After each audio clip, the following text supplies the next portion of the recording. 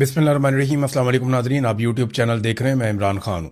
सबसे पहले तो कश्मीर की हमने बात करनी है, लेकिन इमरान खान साहब के हवाले से एक खबर चलाई गई मीडिया पे, और ख़बर ये थी कि इमरान खान साहब को अस्पताल में मुंतकिल किया गया। फिर फौरी तौर पे पाकिस्तान तहरीक इंसाफ के कुछ लोग वहाँ पे गए, क्योंकि अब काफ़ी टाइम हो गया है, बड़ा लंबा अरसा हो गया है इमरान खान साहब से किसी की मुलाकात नहीं हुई, और कुछ पता नहीं है कि उनकी सेहत कैसी है, कुछ पता नहीं है कि उनकी आंख की हालत कैसी है।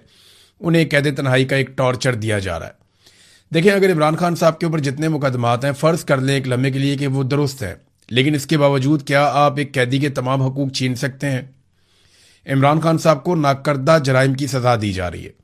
यानी किसी भी अदालत ने कभी भी ये नहीं कहा कि इमरान खान को कैद तन्हाई में रखा जाए। कैद तन्हाई खुद एक टॉर्चर है, और किसी अदालत ने इमरान खान साहब पे टॉर्चर करने का हुक्म नहीं दिया, या अपने फैसले में ऐसी कोई बात नहीं कही। और ये कितना बड़ा टॉर्चर है, मैं ज़ाती तौर पे समझता हूँ, क्योंकि मैं 5 महीने तक बिल्कुल अकेला था। एक छोटी सी कार के अंदर एक छोटी सी जगह पे उन्होंने मुझे फेंक दिया था, और मैं 5 महीने तक बिल्कुल अकेला था। तो मैं ये जानता हूँ कि वो कितना तकलीफ दे है जैसे इमरान खान को इस वक्त रखा गया है। ये बहुत बड़ी ज़हनी अजियत है, ये जिस्मानी टॉर्चर से भी बड़ा टॉर्चर है। तो पाकिस्तान तहरीक इंसाफ के लोग गए, जुनैद अकबर भी गए, उन्होंने स्टेटमेंट दिया, शाहिद खट्टक और दीगर लोग भी गए। उन्होंने कहा जी हमने पूरा अस्पताल चेक किया, इमरान खान को यहाँ पे अस्पताल में नहीं लाया गया। ये खबर क्यों चलवाई गई, किसी सोर्स नहीं दी होगी। अब बहुत मुमकिन है कि मीडिया को अपने किसी सोर्स से ये खबर मिल गई हो अस्पताल में। बाज़ औक़ात कन्फ्यूजन भी हो जाता है, गलत खबर भी चल जाती है, खबरों का फ्लो बहुत तेज़ होता है। लेकिन यहाँ पे क्योंकि माहौल ऐसा है आजकल, हर चीज़ को देखा जाता है शक की नज़र से, कि बहुत मुमकिन है कि पाकिस्तान की एस्टेब्लिशमेंट ने या हुकूमत ने किसी चीज़ से तवज्जो हटाने के लिए, क्योंकि देखें इनके पल्ले तो कख नहीं है। जो कश्मीर में इन्होंने कर छोड़ा है, जिस तरीके से लोगों को इन्होंने दीवार के साथ लगा दिया, अब कश्मीरी डट कर खड़े हो गए हैं। कश्मीरियों का रद्द-ए-अमल पाकिस्तानियों के रद्द-ए-अमल से मुख्तलिफ निकला। यानी अगर लाहौर के लोग एक दिन भी इस तरह निकलते, लाहौर की जो आबादी है वो टोटल कश्मीर की आबादी से डबल से ज़्यादा है। कश्मीरी तो 4-4.5 मिलियन है, और लाहौर में 1 करोड़ से ज़ायद की आबादी है। सिर्फ लाहौर के लोग ही कश्मीरियों जैसा रद्द-ए-अमल देते तो आज सूरत हाल कुछ और होती। 1 लाख के करीब घरों में चादर और चार दीवारी का तकद्दुस पामाल किया गया, लेकिन किसी ने बॉदर ही नहीं किया। और कश्मीर में जब पुलिस जाती है या एफसी जाती है, वहाँ सिक्योरिटी फोर्सेस के लोग जाते हैं, वो जब चादर और चार दीवारी का तकद्दुस पामाल करने लगते हैं, लोगों को गिरफ्तार करने की कोशिश करते हैं, तो अभी कोटली से ताज़ा मनाजिर आए हैं। इससे पहले कई इलाकों से मनाजिर आ रहे हैं कि लोग पुलिस को ही घेर लेते हैं। यानी किसी के घर में पुलिस घुसी है, पूरे इलाके के लोग इकट्ठे हुए, उन्होंने पुलिस को घेर लिया। बताओ जी क्यों लेके जा रहे हो, वजह क्या है, इनके घर में क्यों घुसे हो, वारंट दिखाओ, कोई कानूनी कार्रवाई कर रहे हो तो उसका जवाब दो। तो लोग पकड़ लेते हैं पुलिस को, वहां फिर पुलिस मिन्नतें कर रही होती है जी कि आप वापस जाने दें।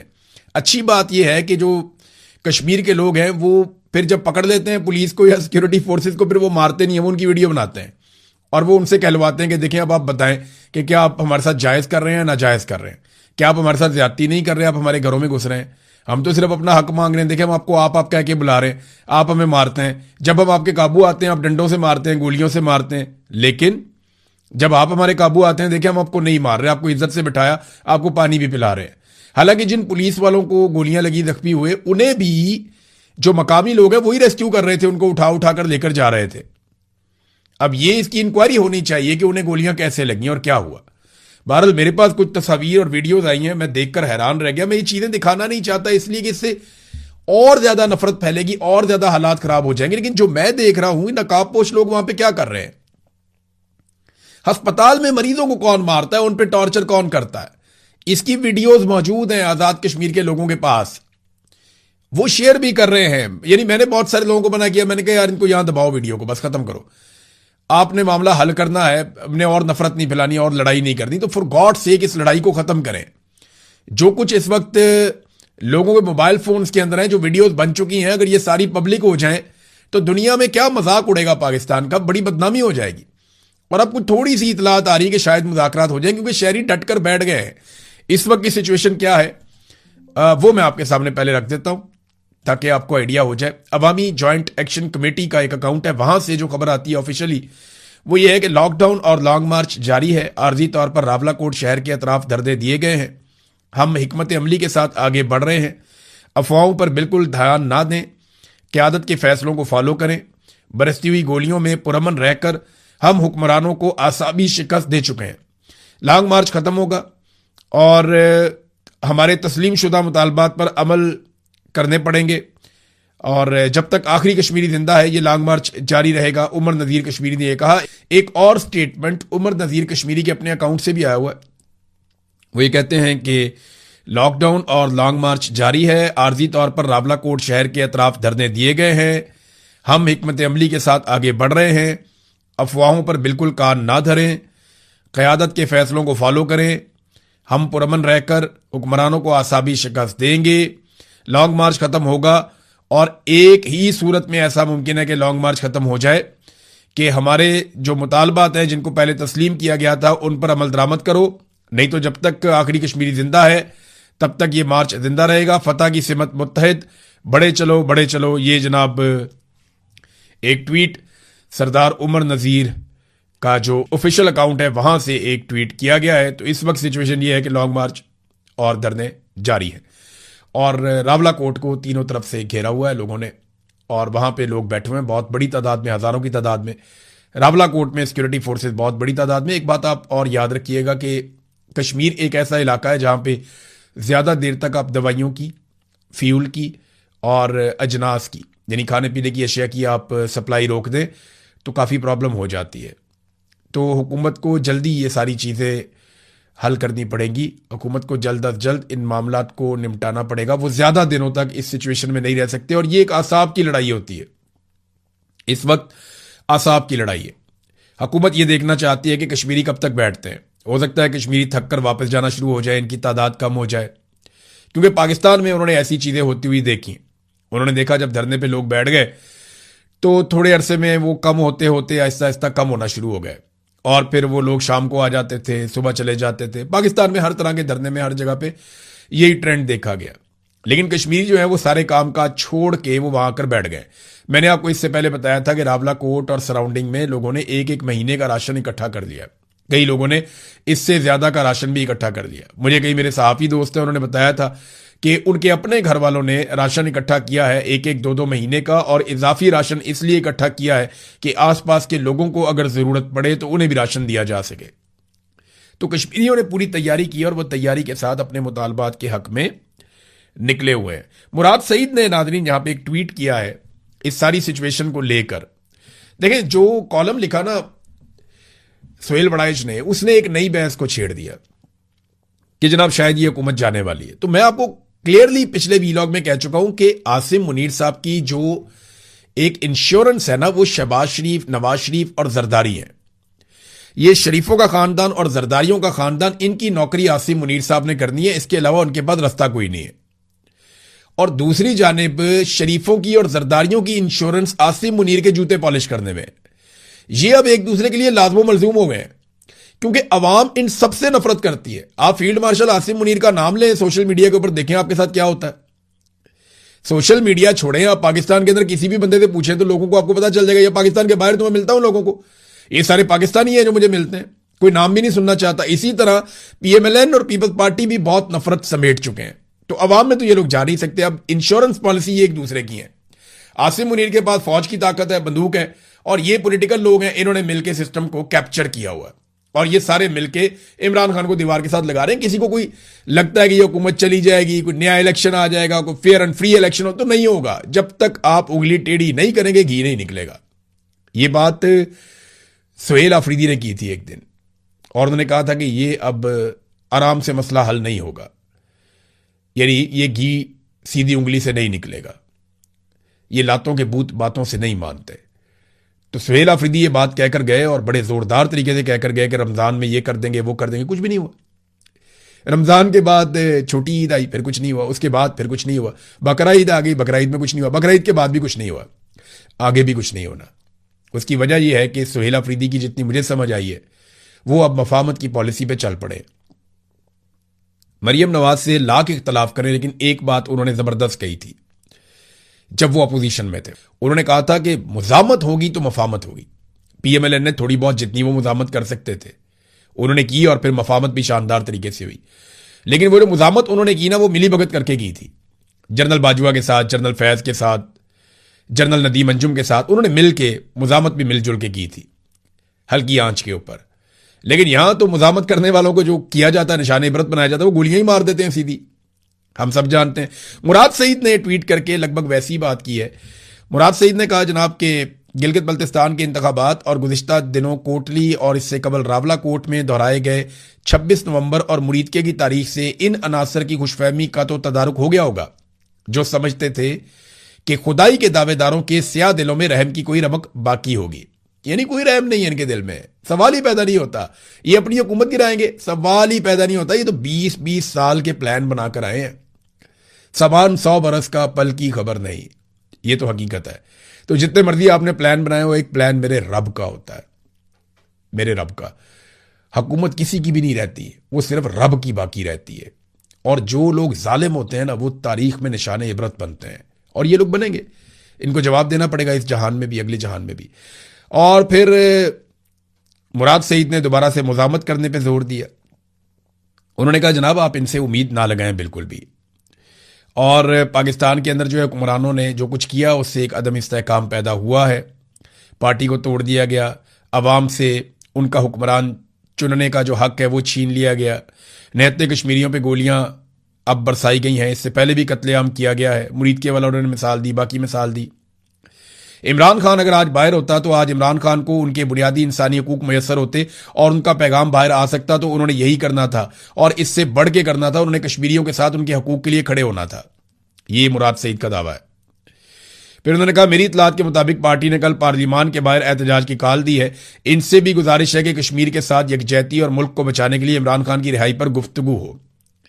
इंशाल्लाह मेरे हल्का इंतखाब में, उन्होंने कहा 13 जून 2026 बरोज हफ्ता दोपहर 2 बजे मटा चौक में कश्मीर के अवाम के साथ यकजहती और उनके साथ होने वाले जुल्म के खिलाफ और मुल्क बचाने के लिए इमरान खान की रिहाई के लिए एहतजाजी मुजाहरा होगा। स्वात के तमाम कारकुनान उसमें भरपूर शिरकत करें। अगर हम आज एक दूसरे का बाजू ना बने तो एक एक करके हमें ऐसे ही मारेंगे जैसे 25 मई 2022 से लेकर 26 नवंबर 2024 तक तहरीक इंसाफ को मारा, जैसे मुरीदके में मारा, जैसे कोटली में मारा, जैसे रावला कोट में मारा, जैसे बरसों से बलूचिस्तान, फाटा और खैबर पख्तूनख्वा में मार रहे हैं। बंगालियों को भूल गए, उनको भी मारा था। बहरहाल मुराद सईद ने भी वो गलतफहमी दूर की है कि हुकूमत कहीं नहीं जा रही है, रल मिल के चला रहे हैं। ये सिर्फ थोड़े अरसे के बाद आपको एक नए ट्रक की बत्ती के पीछे लगाते हैं। इनका जाने का कोई इरादा नहीं है और पीटीआई के लोगों का ऐसा लगता है कि मुजामत का कोई इरादा नहीं है। लेकिन एक अच्छा काम किया पीटीआई ने। ये जो नाराज अरकान वाला एक ड्रामा चल रहा है ना, ये पीटीआई के अंदर, कि जनाब हम नाराज हैं कि इमरान खान की रिहाई के लिए कोशिश नहीं की जाती, भाई तुसी आप कर लो। यानी ये कैसे हो सकता है? और वो लोग दावा कर रहे हैं जिन्होंने कभी इमरान खान का ट्वीट भी रीट्वीट नहीं किया। आप अंदाजा करें, ऐसे बुज़दिल लोग हैं। वो लोग निकल निकल के आके छलांगे मार के स्टेटमेंट दे रहे हैं कि सुहेल अफरीदी ने नहीं किया तो फलाने ने नहीं किया तो उसने नहीं किया तो अली अमीन ने नहीं किया। जिन लोगों ने कभी इमरान खान के ट्वीट को रीट्वीट भी नहीं किया, वो लोग आकर इस किस्म की बातें कर रहे हैं। मैं हैरान हो रहा हूं। जिन्हें मैंने कभी गोली लगे हुए देखा ही नहीं, जिन्हें मैंने कभी डंडे खाए हुए देखा ही नहीं, ये वो लोग हैं जिन्होंने गिरफ्तारियां भी नहीं दी, या लंबे लंबे अरसे के लिए बंदे गिरफ्तार हो जाते हैं, वो भी नहीं हुआ इनके साथ। और अब ये आ गए हैं चूड़ी खाने के लिए, मजनू बनने के लिए। तो अजीबोगरीब सूरत हाल है इनकी। बार पीटीए ने फैसला किया कि नाराज अरकान को मनाने के लिए बिल्कुल कोई राब्ता ना किया जाए। जबरदस्त बात है, ना करें राब्ता इनसे, बहुत अच्छी बात है। ये भी वैसे भी एक ड्रामा है और सोशल मीडिया के ऊपर उन्होंने उठाया हुआ है, पाकिस्तान के मीडिया के ऊपर उठाया हुआ है। वैसे आप मीडिया पे इमरान खान का नाम नहीं चला सकते, लेकिन नाराज अरकान प्रेस कॉन्फ्रेंस करें या कोई प्रेस ब्रीफिंग करें या मीडिया के साथ बातचीत करें या किसी प्रोग्राम में आए तो वहां पर आप इमरान खान का नाम चला देते हैं। तो लोग रोटी को चोची तो नहीं कहते ना, लोगों को पता है कि क्या हो रहा है। नाज़रीन, इकोनॉमिक सर्वे और पाकिस्तान आया और इस सर्वे के मुताबिक पाकिस्तान में जिस शख्स की एक महीने की आमदनी 8,483 रुपए है, वो शख्स पाकिस्तान में गरीब नहीं है। देखा आपने? वो आदमी जिसकी आमदनी पाकिस्तान में एक महीने के अंदर जो आदमी कमा लेता है 8,483 रुपए, वो आदमी गरीब नहीं है।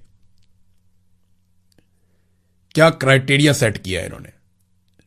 यानी अगर आप रियल तरीके से देखें ना, दुनिया में जो गरीब आदमी होने का एक क्राइटेरिया है कि इससे कम पैसे कमाने वाला गरीब है, अगर आप उसके ऊपर जाएंगे तो आधे से ज्यादा पाकिस्तान गुर्बत की लकीर से नीचे जी रहा है। लेकिन ये लोगों को गुर्बत से निकालने के बजाय क्या करते हैं, गुर्बत का पैमाना नीचे ले जाते हैं। यानी पाकिस्तानियों को गुर्बत की लकीर से ऊपर नहीं लेकर आना, बल्कि गुर्बत की लकीर को मजीद नीचे ले जाना है ताकि ज्यादा से ज्यादा पाकिस्तानी जो है वो गुर्बत की लकीर से ऊपर आ जाए। कैसा फार्मूला है? 8,483 रुपए। यहां पे बरतानिया के अंदर एक आदमी एक दिन में सिर्फ 2 घंटे काम करे ना, पूरे महीने के सिर्फ एक दिन में 2 घंटे काम करे तो इससे बहुत ज्यादा पैसे कमा लेता है। वहां पूरे महीने काम करने वाला आदमी जो 8 घंटे रोज काम करे और काम लगातार करे और पूरा महीना काम करे और उसकी आमदन हो 8,483 रुपए, तो वो गरीब नहीं है। और यहां पे उतने पैसे, उससे बहुत ज्यादा पैसे 2 घंटे कोई भी एक आम आदमी करे ना, कहीं पे भी काम करे, कोई छोटा मोटा काम कर ले, तो वो उससे बहुत ज्यादा पैसे कमा लेता है 2 घंटे में, एक दिन में। कितना फर्क है। लोगों का म्यार जिंदगी कितना गिरा दिया है, लोगों को कीड़े मकोड़े बनाकर रख दिया है इन्होंने। तो अगर ये गुर्बत की लकीर का यही पैमाना है तो सरकारी मुलाजमीन का और जो आपके जितने भी पार्लियामेंटेरियंस हैं इनकी तनख्वाहें 10-10 हज़ार कर देना।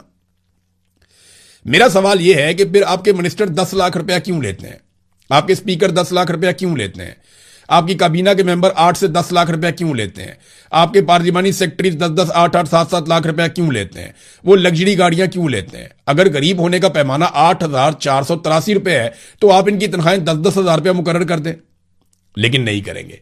वहां ये बहुत सियाने हैं, इनको पता है कि ये तो उनका चंद घंटे का खर्चा नहीं है। एक खाना खाने जाओ ना होटल के अंदर, आप 8 बंदे जाएं खाना खाने के लिए या 6 बंदों का कुंभा खाना खाने के लिए जाए होटल के अंदर, तो वो बिल बना के 4-5 हज़ार रुपए का आपके हाथ में कम से कम पकड़ा देते हैं।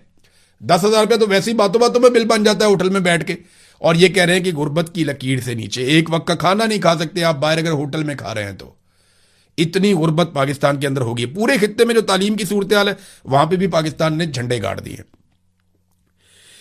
एजुकेशन इंडिकेटर्स फ्रॉम HDI के मुताबिक पूरे खित्ते में तालीम के शोबे में हम सबसे पीछे रह गए ऑलमोस्ट। पहले नंबर पे अच्छी तालीम इस पूरे रीजन के अंदर ईरान की है, फिर श्रीलंका, मालदीव, भारत उसके बाद आता है, भूटान उसके बाद आता है, बांग्लादेश उसके बाद आता है, नेपाल उसके बाद आता है और फिर पाकिस्तान।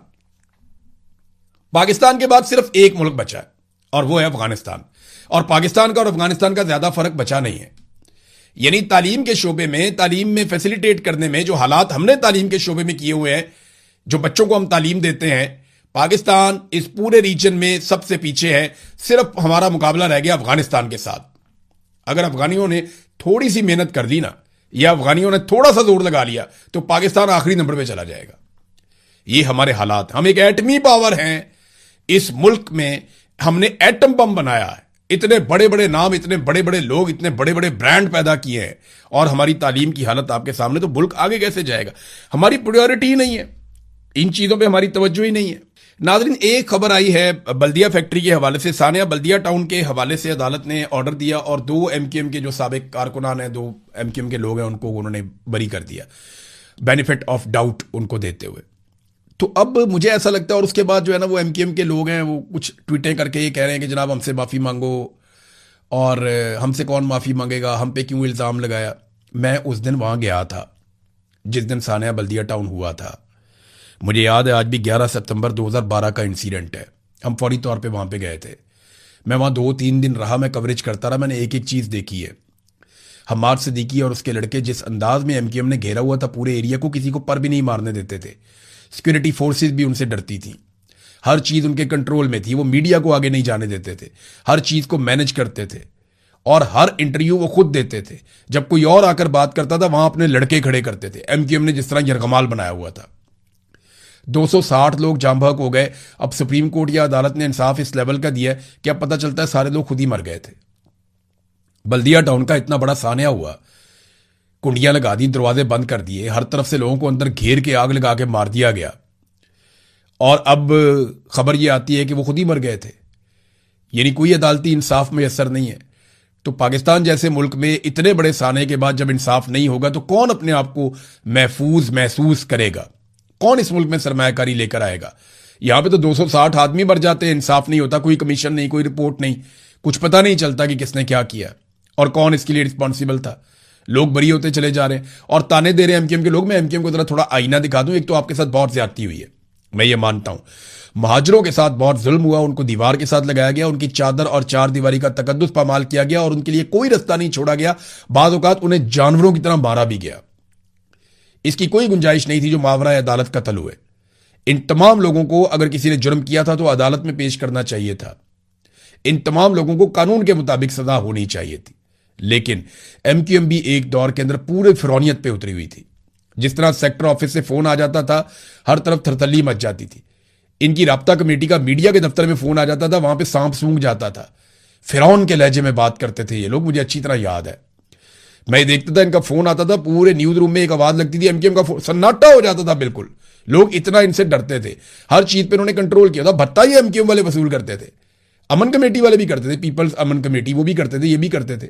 इनकी आपस की लड़ाई में कितने जवान मारे गए, कितना कराची का नुकसान हो गया, कितनी लूट मार हुई कराची के अंदर। तो एमक्यूएम बरीउज़िम्मा नहीं हो सकती। फिर इन्होंने डिक्टेटर के साथ मिलकर जिस लेवल का जुल्म किया वो भी हम अच्छी तरह जानते हैं। जो कराची के साथ इन्होंने किया एक डिक्टेटर के साथ मिलकर, वो भी हम जानते हैं। और जो पीपल्स अमन कमेटी ने बाद में किया वो भी हम जानते हैं। तो ये कोई भी सक्का सवित्रा बनने की कोशिश ना करे। हाँ, यहां पे वो कह रहे हैं जनाब माफी मांगी जाए, तो भाई माफी तुम मांग लो ना पहले, जो कुछ पाकिस्तान के साथ किया, जो कुछ लोगों के साथ किया। तो यहां आवे का आवा बिगड़ा हुआ है। तो ये अफसोस मुझे इस बात का है कि इतने साल गुजर गए, आज 15 साल हो गए और इंसाफ नहीं हुआ। सानिया बल्दिया टाउन का, फैक्ट्री का 260 लोग शहीद हुए थे। किसी अमीर आदमी का बच्चा मर जाता तो मैं देखता इंसाफ हो जाता। बिलावल की बहन के ड्रोन लग जाता है यहां पे आसपा जरदारी के, रोला पड़ जाता है, ब्रेकिंग न्यूज, ये वो फलाना ढमकाना, बंदे उठा लो, मीडिया उठा लो, इसको उठा लो। तबैयां फेर दी थी इन्होंने। इनको जुकाम हो जाए तो पूरी दुनिया ये हिला देते हैं। और यहां पे 260 गरीब लोग जो घर से रोटी कमाने गए हुए थे, कोई जवाब देगा इसका? अब तक के लिए इतने, अपना ख्याल रखिएगा, अपने इस चैनल का भी। अल्लाह हाफिज।